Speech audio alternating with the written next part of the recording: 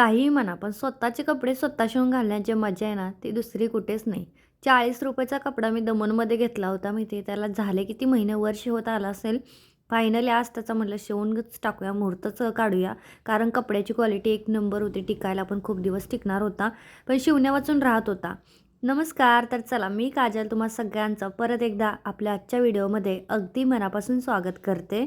तर आज आम्ही सकाळचं पटकन उरकलं आणि डी-मार्टला जायचा प्लॅन केला. प्राजक्ताला इंटरव्ह्यूला सोडलं. मग तिला यायला वेळ होता तर म्हटलं हे काम करूया, कारण की आपण असले कसं तरी ॲडजस्ट होतं. पण असं कोणी आलं आणि आपल्याकडे ही वस्तू नाही आणि ती वस्तू नाही, तर तसं मला अजिबात आवडत नाही. तसं होतं बऱ्यापैकी. पण जायचंच होतं डी-मार्टला, कारण काही काही गोष्टी ना नव्हत्या. आणि माझ्या इथं स्ट्रगल सुरू होता की माझ्या पोराला माझा व्हिडिओ काढ बाबा, थोडंसं शूट घे. कारण त्याच्या पप्पाला वेळ नसतो. मोबाईलमध्ये नुसतं बघत राहतात. नुसतं मोबाईलमध्ये काही ना काही करत राहतात. आता काम तर ते मोबाईलमध्ये माझंच करतायत म्हणा, चॅटिंगचं. पण तरी पण. आणि आज डी-मार्टमध्ये बिलकुल गर्दी नव्हती. त्याच्यामुळे पटकन आम्ही खालचा सगळा किराणा भरून घेतला पटपट आणि मग म्हटलं वरती जाऊयात. मग इथं वरती आली होती. कारण मला एक कढई, कुकर वगैरे गोष्टी भरपूर घ्यायच्या होत्या. इथं मी बघत होते कुकर वगैरे, ताटं, डिशा सगळंच घ्यायचं आहे. पण कधी-कधी एका मनाने वाटतंय की थोड्या दिवस इथं राहूया आणि परत आपलं कुठेतरी सेट होऊन तिकडे एखादा फ्लॅट घेऊन तिथे एकदम भांड्याचा नवीन सेट, जो की 1-1.5 लाखाचा असेल, तर तशा प्रकारचा घेणार आहे. त्याच्यामध्ये सगळी भांडी असतील. पण माझं स्वप्न कधी पूर्ण होईल काय माहीत नाही. पण आता तर चालवला लागणार होता. एकच आहे, तो पण तुटका-मुटका. तर घेत होते, पण याची किमती बघून म्हटलं राहू दे बाबा, त्यालाच दुरुस्त करूया 100-200 रुपये असा प्लॅन इथं केला मी. घ्यायला काय नाही, पण मला सगळा सेट घ्यायचा आहे. म्हणजे सगळं एकसारखंच असेल माझ्या घरातलं, अशा टाईपमध्ये. तर इथं नॉनस्टिकची मी कढई बघत होती, पण मला अशा दांड्यावाल्या कढई नाही आवडत. कारण ह्या ना काळ्या झाल्या की तिथं घासता येत नाही आणि ते निघतही नाही, मग ते घाण-घाण दिसतं. त्याच्यामुळे अशा गोल सर्कलवाल्या कढई बऱ्या राहतात, म्हणून मग मी तशी भेटते का बघत होती. कारण घ्यायचीच होती एक नॉनस्टिकची कढई काही करून. आणि कुकर पण घ्यायचाच होता. पण ते म्हटले की अगं डी-मार्टपेक्षा बाहेरून घेऊ किंवा ऑनलाईन घे, असं म्हणत होते. तर बघूयात म्हटलं. आणि अजून एका आशेवरती आहे की इंडस व्हॅलीचं आपल्याला कोलॅबोरेशन येईल. मग त्याच्यामध्ये कढई किंवा कुकर वगैरे येईल. म्हणजे एवढी यार आशा, एवढी एवढी स्वार्थी नसावं माणसानं. तर आलेला आहे मेल वगैरे. तर आता कधी ॲक्सेप्ट करतायत काय माहीत. इंडस व्हॅलीची भांडी यावीत माझ्याकडे खूप इच्छा आहे. म्हणूनच मी टाळते घ्यायचं, कारण एवढी महागडी घेण्यापेक्षा वाटते 1,500-2,000-3,000 हजाराच्या येईल. कारण की तव्यासाठी, नंतर आप्पेपात्रासाठी मला खूप जास्त सारखेच कोलॅबोरेशनचे येतात, पण मी ते नाही करत आहे. बोलो कौन पण सा काही कामाच्या गोष्टी असतील ना, तर त्या घ्या. कारण एवढा 3-4 हजाराचा त्यांचा तवा असतो. तर माझं असं बघू, म्हणणं आहे दाखव की तरी ही इकडे. गोष्ट आपले सबस्क्रायबर इकडे दाखव घेऊ ना. शकत, मग कशाला.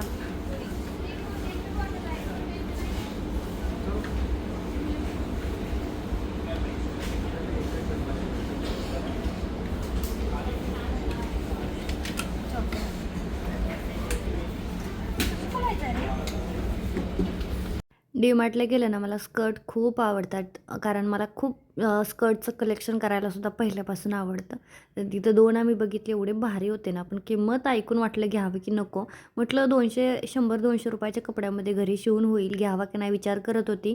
पण फायनली घेतला. किती दिवस मन मारणार ना. आणि तोपर्यंत आमची मशीन पण आली होती. अजून जॉईंट वगैरे नाही केली. तर मी उद्याच्या व्हिडिओमध्ये ते सगळं डिटेलमध्ये डेमो हे सगळं शूट करेन. आलो होतं डी-मार्टमध्ये आणि डी-मार्टमध्ये लोकं माझ्याकडे अशा नजरेनं बघत होती, जसं काय मी वेगळं काय घातलं आहे काय माहीत. कदाचित खणाची कुर्ती घातल्यामुळं लोकं माझ्याकडे बघत होती का काय, असं मला वाटत होतं. कारण ही अशी बघत होती. काही काही बायका तर अशाच बघायच्या, इकडून तिरक्या तिकडून तिरक्या. मला वाटतंय म्हणजे कुर्तीसाठीच त्या बघत होत्या, असं माझा अंदाज होता. कारण की कधी कोणी असं माझ्याकडे बघितलं नाही मी. सबस्क्रायबर वगैरे तर नव्हत्याच, कारण बघण्यावरून वाटत नव्हत्या. कदाचित त्या माझ्या कुर्तीकडेच अट्रॅक्ट झाल्या होत्या असं बहुतेक. तर सोडा. इथे पटकन बघा सगळा किराणा काढून घेतला, कारण स्वयंपाकाची तयारी करायची होती. मशीनवाले अंकल पण येऊन गेले, त्यांचं बिल भरलं. मशीन कितीची आहे काय, तुम्हाला डिटेल व्हिडिओ मी उद्याच्या व्हिडिओमध्ये सांगेन. कारण की तिथं बघितली होती, तीच घेतली का दुसरी घेतली का ते पण सांगते. तसं मी बघितलंच तुम्हाला, तीच घेतली आहे, फक्त मॉडेल इकडे तिकडं आहे. ते मी तुम्हाला नंतर सांगेन. तर इथं सगळा मी इथं बघा किराणा आणला होता. आणि पहिलं माझं लग्न झालं होतं ना, त्यावेळेस आमचं 1,700, जास्तीत जास्त 2,000मध्ये बाजार यायचा. मग त्याच्यामध्ये मी चप्पल हे ते एखादी गोष्टी ॲड करायचीच. आणि आता माझा मागच्या 2-3 महिन्यामध्ये 5,000 पर्यंत जायचं, पण आत्ता डायरेक्ट 6वरच जातंय. आणि याच्यामध्ये मी मटकी, डाळी असलं पण काहीच घेतलं नव्हतं. फक्त याच्यामध्ये मी लिक्विड सगळे आणले होते. वॉशिंग मशीनचं म्हणजे कम्फर्ट आणलं होतं, त्याचबरोबर एरियल मॅटिक्स आणलं होतं, हँडवॉशचा मोठा पाऊच घेऊन आले होते, सोबतच गुड नाईटचं, अशा भरपूर अशा वेगळ्या गोष्टी.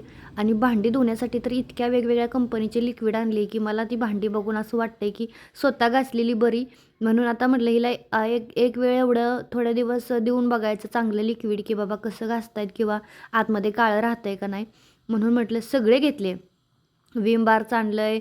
ती मी रिफ्लेक्टचं घेत होते. ते सगळ्यात स्वस्त असतो बघा ₹8 साबण. पण त्या बोलत होत्या की मला भांडी घासता नाही येत ह्याने. मग म्हटलं बाई जाऊ दे, तुझ्यासाठी चांगलं विमचं आणते.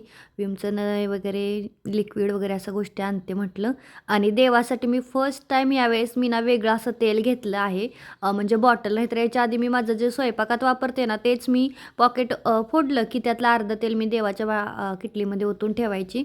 तर कोण कोण असं वेगळं तेल वापरतं मला नक्की कमेंट करून सांगा. बऱ्याच बायका आहेत वापरतात, पण मी तरी आत्तापर्यंत नाही वापरले. मी फर्स्ट टाईम आणले. कारण परत मी तिथं विचार केला की अरे यार, खायच्या त्या तेलातून तरी आपण यूज करणारच आहोत आणि मग त्याच्यापेक्षा वेगळीच बॉटल घेतलेली काय वेगळं आहे ना, मग तेच बरं आहे. म्हणून मग मी ते फिक्स केलं. आणि मी तिथे बघितला होता ब्ल्यू कलर्सचा स्कर्ट मी घेऊन आले. ब्लॅक कलरचा मी तुम्हाला दाखवेन पण परत कधी, कारण आता खूप घाई होती. तर आता माझं पटपट सगळं आवरून भरून ठेवायचं चालू होतं. नाहीतर हे एकदा पडलं की ते पडलं मग. आणि बरीचशी पार्सल पण अनबॉक्सिंग करायची होती कोलॅबरेशनची वगैरे हे ते. तर काही म्हणा, पण ज्यावेळेस कोलॅबरेशन येतात किंवा असे मोठमोठे प्रोडक्ट येतात वगैरे ना, तर त्यावेळेस असं वाटतं की अजून आशा असते आपल्याला की नाही ह्याचं पण यावं, त्याचं पण यावं. मला मला असं हॅपी प्लॅनेटचं वगैरे यायची इच्छा होती. म्हणजे मग हॅपी प्लॅनेट सोडून मला सगळेच येत होते आणि फायनली ते पण आलं. तर 1-2 दिवसात ते पण आपल्या घरी येतंय. तर हॅपी प्लॅनेटसाठी मला असं वाटते मला त्यांनी 2,000 की ₹3,000 कोलॅबरेशन चार्ज दिलेला आहे विथ प्रॉडक्ट. आणि बरेच सारी कोलॅबरेशन मला ना विश थ्रू जास्त करून येतात. तुम्हाला मी याच्यामध्ये शेअर करते. कारण की विश माझं अकाउंट आहे ना खूप रीच होतं आहे. त्याच्यामुळे खूप चांगला रिस्पॉन्स येतो तिकडनं. भरपूर लिंक शेअर केल्यामुळे खूपच रिस्पॉन्स येतो आहे. त्यामुळे तिकडनं मला आता वाटतं मला हे 3रं कोलॅबरेशन आलं आहे आता. पण यावेळेस त्यांनी मला स्टेशनरीचं सामान दिलं आहे. स्टेशनरीचं रुद्रच्या शाळेच्या रिलेटेड असं आहे. त्यात ते पाठवणार आहेत आणि सोबत मला ₹1,500 चार्ज देणार आहे स्टेशनरीच्या सामानाचा. तर ते तिथं कसं विश कसं असतं की आपल्याला मागता येत नाही, की नाही मी 1,500मध्ये नाही करणार, मला 2,000 द्या, 3,000 द्या, असं नाही करता येत. तिथं मग कसं होतं की ते लोकच ठरवतात की तुम्हाला किती चार्ज द्यायचा. तिथं डायरेक्ट मेल करतात. तिथं म्हणजे एक आपल्याला फॉर्म पाठवतात. तिथं सगळं दिलेलं असतं विश ब्रँड कोलॅबरेशनमध्ये की एवढा चार्ज देणार, हे प्रोडक्ट देणार, असं रील बनवायची, तसं रील बनवायची, सगळं डिटेल असते. खाली अप्लायचं बटन असतं. जर सॉरी ॲक्सेप्टचं बटन असतं. जर तुम्ही तर ती त्यांची रिक्वेस्ट ॲक्सेप्ट केली किंवा अप्लाय असं दोन्ही मध्ये काहीतरी येते वाटतं. आणि मग ॲक्सेप्ट केली का तर मग तुमचं ते फिक्स झालं. मग पुढच्या 2-3 दिवसात ते तुम्हाला कन्फर्म सांगतात की ॲड्रेस वगैरे सगळं विशलिंगाला असतं. त्याच्यामुळे ॲड्रेस द्या, मग ती वस्तू पाठवणार, अशी काही झंझट राहत नाही. पैसे पण त्यांचं ते ठरवतात, प्रोडक्ट पण त्यांचं ते पाठवतात. फक्त आपण व्हिडिओ बनवून तिथं टाकायचं, मग ते सगळं सबमिट वगैरे करून घेतात. तर इथं 2 ड्रेस माझे राहिले होते शिवायचे, तर तेच मी अर्जंट घेत होते. आणि रुद्रला शांत करत, कारण प्राजक्ता गेली होती. इतक्या सकाळी उठली ना ती. आणि मी ठरवलं होतं की नाही आता जाताना तरी कमीत कमी बायचा व्हिडिओ घ्यायचा. पण कशाचा रुद्रच रडायला लागला. त्याचं म्हणणं होतं की मला पण घेऊन चला वगैरे. आणि कसं कोणी आलं की असं कसं मुलं जास्त जवळ जात नाही. पण प्राजक्ता आणि कोमलसोबत त्याचं जरा जवळचं झालं होतं. 8-10 दिवस आमच्या रूमवरती राहिल्या होत्या ना दमणला असताना. मग हेच काय, काल पिहू आली होती तर ती पण तिला अभ्यास करू देत नव्हती. दोघंजण जाऊन बेडवरती तिच्यापाशी डान्स मज्जा मस्ती चालू होती. कारण की नवीन असं वाटतच नव्हते. माझ्यासारखीच दिसत होती ना बारीक बारीक, त्याच्यामुळे. आणि झालं बाय पण करतानाचा व्हिडिओ नाही शूट करता आला. इथे एवढ्या सकाळी सकाळी ती गेली, कोवळं ऊन आलं होतं. उन्हाच्या तिरपीला बसून म्हटलं 2 ड्रेस इथं कटिंग करून घ्यावेत, कारण द्यायचे होते. राहिले होते. 2-2 WhatsApp असल्यामुळं काय होते ना की कोणत्या WhatsAppमधून ऑर्डर बुक झाली समजत नाही. त्या WhatsAppमधली ऑर्डर ती सापडतच नव्हती बऱ्याच दिवसापासून. मला माहीत होते 2 ड्रेस शिवायचे आहेत आपल्याला बाकी आहेत, पण मला मेजरमेंट नव्हतं कळत ना. जोपर्यंत नंबर नाही सापडत तोपर्यंत मेजरमेंट कळत नव्हतं. आणि रुद्रला आता इथं शांत केला होता. मग आता त्याचं चालला होता धिंगाणा. नाहीतर एवढा रडत होता. रडण्याचा व्हिडिओ पण काढला होता मी. पण म्हटलं नको शेअर करायला, राहू दे, कारण लईच मोठा त्याने भोंगा वाचला होता. तर जाऊ द्या. काय असा तो कोणी चाललं, आलं आणि रडत नाही. पण आज त्याला काय झालं होतं काय माहीत, की एवढं जवळचं असं वाटत होतं, की ठीक आहे. पण त्या अंकलेश्वरला झालं. कोमलचं तर झालंच आहे. ती पण तिकडे थांबली होती. तिचं अंकलेश्वरच्या कंपनीत झालं. आता हिचं दिली हिनं टोरंटमध्ये. रुद्रचे पप्पा आहे त्या कंपनीत. पण माझं तर म्हणणं आहे, की टोरंटनं जॉइन केलेलीच बरे. कारण खूप लांबचा प्रवास आहे. प्रेशर नाही आहे ती. तिचं आधी पण होतं. पण नंतर तिनं आम्ही दमन सोडलं आणि तिनं पण सोडलं. मग 6 महिन्याचा गॅप पडला आहे. तर आता HR लोकं बोलत आहेत, की परत प्रेशरपासूनच स्टार्ट करा वगैरे असं तिचं थोडंसं झालं आहे. तर बघूयात आता. मला तर असं वाटते, की तिला अंकलेश्वरच्याच कंपनीत भेटावं म्हणजे दोघी एका रूममध्ये राहतील आणि व्यवस्थित होऊन जाईल.